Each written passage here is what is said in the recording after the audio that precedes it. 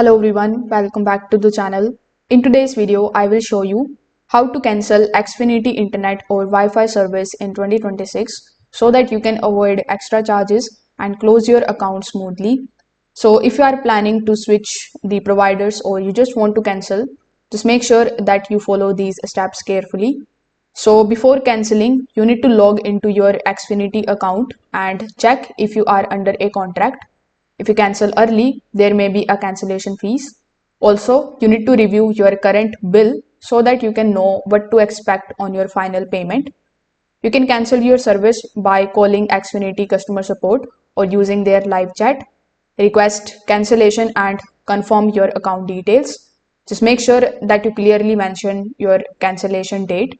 Now, in order to basically contact to the customer support, you can come here on xfinity.com, which is the official website of Xfinity.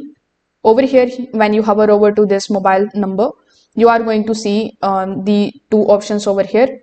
You can either call to them on this given number or you can even chat with them. So here, this is how you can basically contact with the customer support team and request cancellation. Now, if you have rented the equipment like modem or router, you may need to return it. You can drop it off at Xfinity store or ship it back. Always keep the receipt as proof to avoid any extra charges. Once cancelled, review your final bill carefully and make sure that there is no unexpected charges, that your balance is clear. If this video helped you out, make sure that you like this video and subscribe to the channel. Thanks for watching.